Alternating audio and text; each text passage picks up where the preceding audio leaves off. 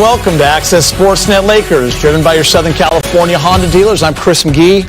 The young gentleman down there is big game James Worthy. Derek Fisher is here. Brez, back from the road trip. Allie is with Trudell down at Staples. She'll get the post-game sound. 60 games in. Lakers have 47 wins. They kick off the big tough stretch of games coming up at Staples Center with a win over the Sixers. Next up, the Bucks on Friday. You all know I've had that circled. The last 5 minutes of the first half are some of the most entertaining moments of Laker basketball we've had in quite some time. We're going to get to that in a little bit because first we're going to go back downtown. LeBron is with Mike Trudell. All right, LeBron, I want to start out actually just asking you about Anthony Davis, the pair and the way that you guys have evolved, the chemistry. You saw that a lot on the court with various plays, but how has that grown throughout the season? Every minute that we're on the floor, we continue to grow together. The most important for our ball club is that we challenge each other between the two of us. And, when we do that, we hold each other accountable. It trickles down to everyone else in the ball club. Philly had opened up that lead, and then all of a sudden looked like you guys kind of flipped the switch in the second quarter. Was it just picking up the intensity? What was the change of the game? We just stopped giving up, a lot of three-pointers. We finally started cleaning the defensive glass, and then we got some stops and we got out of range. We know you have the ultimate green light from three. Frank's talked about it, the 4-point range. You practice those shots, but that one was still a little bit deeper than usual. I mean, come on. I work on it. It's not something that I don't work on. I don't shoot anything that I don't work on. So, like I said, 9 times out of 10 or 10 times out of 10, the defense is never going to be ready for that. So I just felt good. I stepped into it and through the grace of God, I went in. All right, and then finally, you had the dunk on the baseline. You've been talking about the whole hashtag Wash King thing.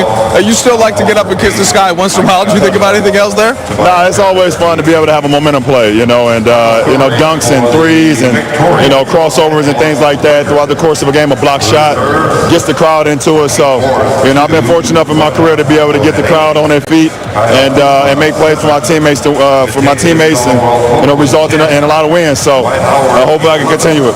Thanks, LeBron. I appreciate it. All right, guys, LeBron James, spectacular once again, along with AD. Lakers 120, Philly 107.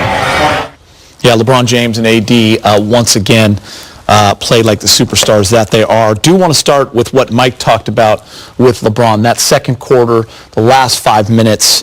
The first half was a little sloppy at times. They came in a little tired. We kind of expected after the trip. But as I mentioned before, some of the most entertaining basketball we've seen in quite some time. They went on about a 25-3 run, James, and dominated on both ends of the floor. Yeah, obviously Philadelphia a little short-handed, a little slow start by the Lakers.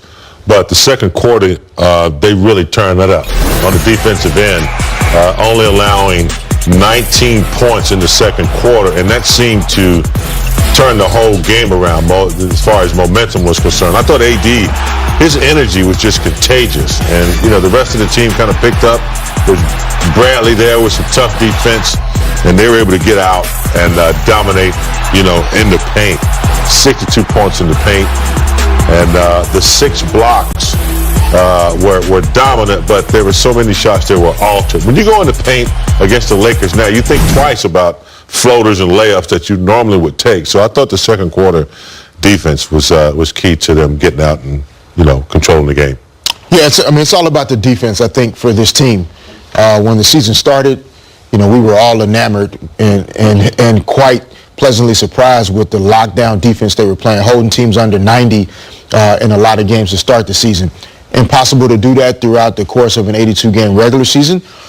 But there's definitely been a little bit of just season slippage when you don't practice as much. Guys are fatigued, injuries, your defense starts to slip. But in that second quarter, you started to see those flashes of just suffocating the opponent. Couldn't get anything happening. Gets the Lakers out in transition where they're difficult to stop. 62 points in the paint tonight. That's really where this team dominates. Don't shoot the threes at high percentages most nights. The points in the paint, though, that come off the defense, that's really where they have to hang their hat. We'll talk about AD, guys, and I wish I looked as fresh as he does after skipping a day at work, because he did not play in the game the other night in New Orleans. He had a little knee injury. He's been having that elbow issue as well. Seems like that day off really did him some good, because tonight he was great everywhere. 37 points, made 4 threes, 4 steals, diving into the seats to come up with a loose ball on defense. I mean, this guy looked so refreshed, and he wasn't that sharp in the Memphis game. And we were kind of talking last week about how he wasn't he wasn't clicking so much down low in the post. He was having trouble against Boston, kind of getting pushed out of the paint a little bit.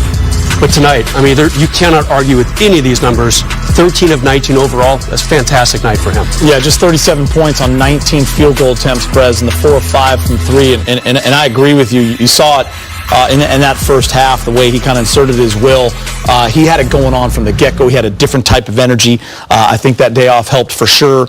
And in that second quarter alone, he was 7 for 7 with 18 of his 26 points. He had 2 steals and 2 blocks in that quarter. He was a plus 24 in that second quarter, James. Really an amazing number. Yeah, 7 of 8 from the free throw line. That's what impresses me night in and night out. He continually hits his free throws. You know, you can trust him, down the stretch if he has to go to the line. But I said this earlier. I think he's learning from LeBron, I think. AD was a great player when he was in his former team, but I don't think he really has seen real leadership. LeBron the other night when AD was out of the game, and in previous games when AD's been out, LeBron has stepped up. So I saw a little bit of that tonight in AD, a little bit more physicality, a little bit more, here I am, I'm coming at you.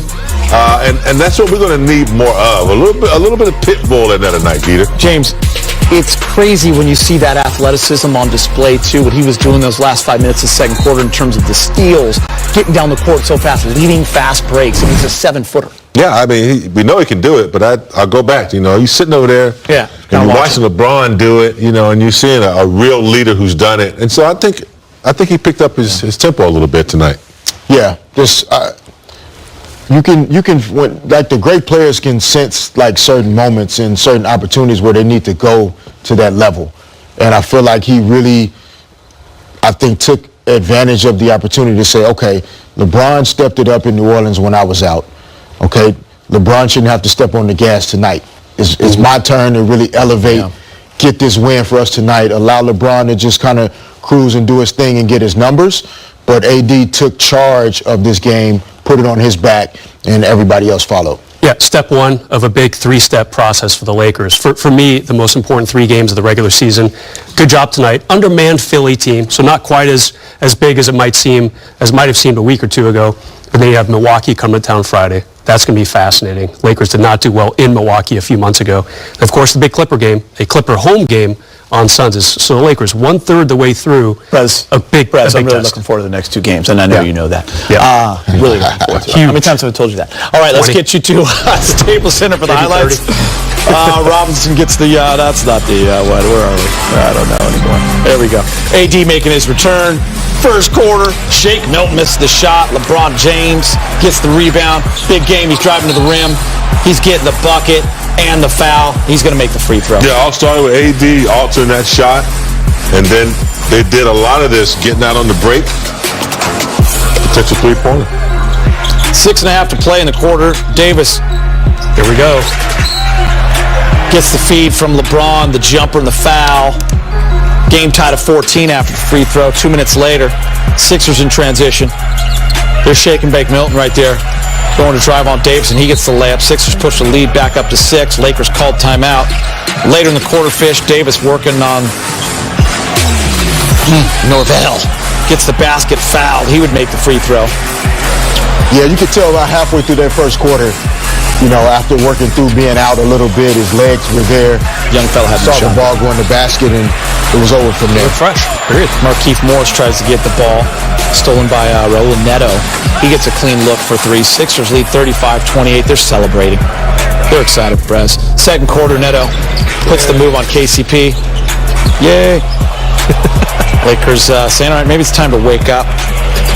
Not yet, though. Glenn Robinson